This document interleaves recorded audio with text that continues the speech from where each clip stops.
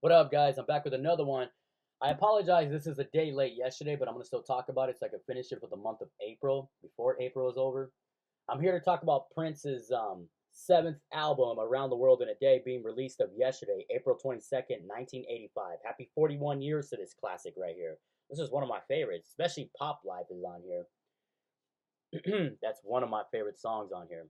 So, it was released, it was with his backing band, The Revolution, and it's the third release on which his backing band, The Revolution, is billed. And it was released through Paisley Park Records and Warner Brother Records, and departing somewhat from the commercial sound of his previous release, the massively successful Purple Rain soundtrack. And the album instead saw Prince experimenting with psychedelic styles, as y'all can see, and more opulent textures, and complements Prince's wishes to let the project be taken in its entirety before zeroing in on anything. The record company released the album with minimal publicity, withholding accompanying singles until almost a month after the album's release. Around the World in a Day was released to mixed reception among crossover audiences after the success of Purple Rain, though it nonetheless sold relatively well and became Prince and the Revolution's second number one album on the Billboard 200. Two of its four singles reached the top 10 of the Billboard Hot 100, Raspberry Beret, that's another classic, and Pop Life. Following his death, Raspberry Beret recharted on the Billboard Hot 100 as a top 40 hit, reaching number 33. Around the World in a Day, love that song too, was certified double platinum by the Recording Industry Association of America on July 2nd of 1985. A remaster reissue was released on November 21st of 2025. So this what I have right here. This is an OG right here. Happy to have this. So more to it, more story to it.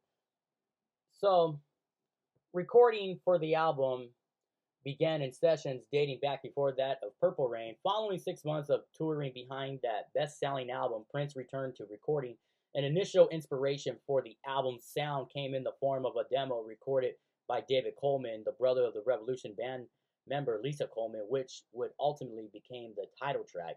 The album pursued a dense psychedelic style that made use of unconventional instruments and cryptic lyrics. Its sound and the album cover painting by Doug Henders, artist himself, drew numerous comparisons to the Beatles' Sgt. Pepper's Lonely Hearts Club Band album, and Prince spoke in an interview about the album's sound and cover, denying the inspiration from the Beatles. So Prince denied that.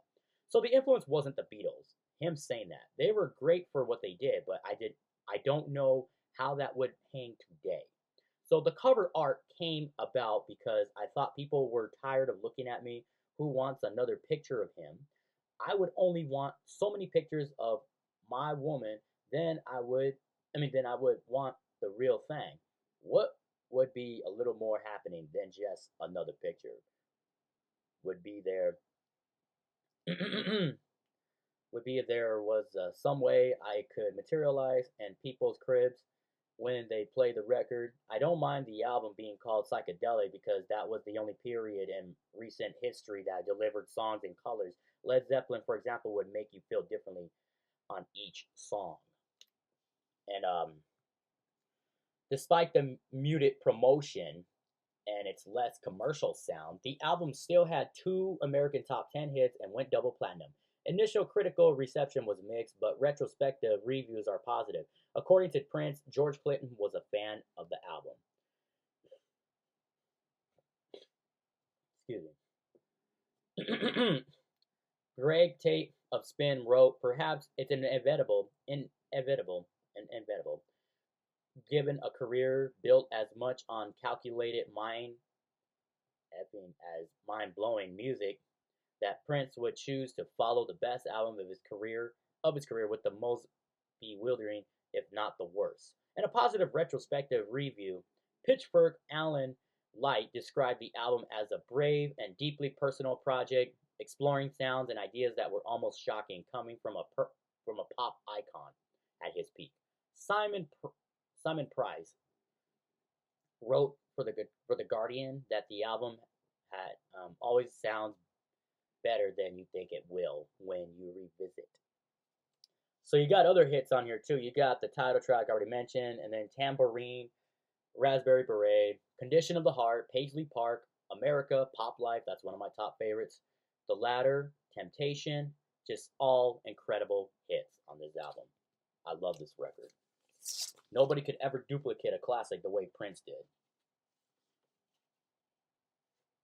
Ooh, super dope, super incredible.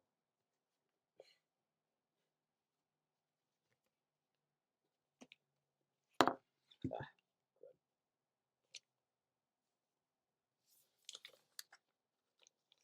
man, if y'all love Prince, this is a must to own in your collection. What is your favorite song off this classic LP, this classic gem? Don't forget to hit that like and subscribe and comment and follow your boy. I will be glad to return. God bless and stay safe. Keep bumping this record on your turntables, y'all. Peace.